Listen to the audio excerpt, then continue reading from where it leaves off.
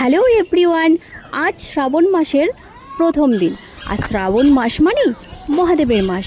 আর এই শ্রাবণ মাসে মহাদেবের কাছ থেকে আশীর্বাদ পাওয়ার জন্য আমরা যে কোনো পদক্ষেপ নিতে রাজি। মহাদেবকে তুষ্ট করার জন্য আমরা 100 কিলোমিটার হেঁটে গিয়ে মহাদেবের মাথায় জল দিই, আবার সারাদিন উপোস করে আমরা মহাদেবের পুজোও দিয়ে থাকি।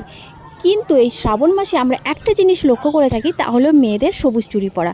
কেন মেয়েরা সবুজ চুড়ি পরে?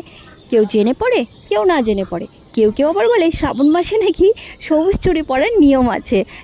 না, ওরকম কোনো নিয়ম নেই। কিন্তু কেন আমরা সবুজ চুড়ি পরি তা আমি যতটুকু জানি তোমাদের সাথে শেয়ার করলাম। এই শ্রাবণের বৃষ্টিতে প্রকৃতি সেজে ওঠে সবুজ রূপে, যেন মনে হয় সবুজ বস্ত্র, সবুজ অলংকার দিয়ে নিজেকে সুসজ্জিত করে তুলেছেন। আর এই প্রকৃতিকে মাতা পার্বতীর রূপ বলা হয়। আর এই সবুজ প্রকৃতি মহাদেবের ভীষণ প্রিয় আর ভীষণ ভালোবাসেন, যেমন মাতা পার্বতীকে ভালোবাসেন।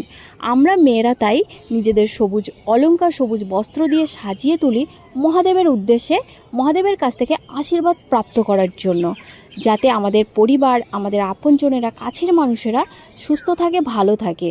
তার জন্য আমি তো নিজেকে ভোলেনাথের উদ্দেশ্যে সাজিয়ে তুলেছি। তোমরা কে কে মহাদেবের উদ্দেশ্যে নিজেকে সাজিয়ে তুলেছ অবশ্যই কমেন্ট করে জানাও। আর ভিডিওটি কেমন লাগলো অবশ্যই জানাবে।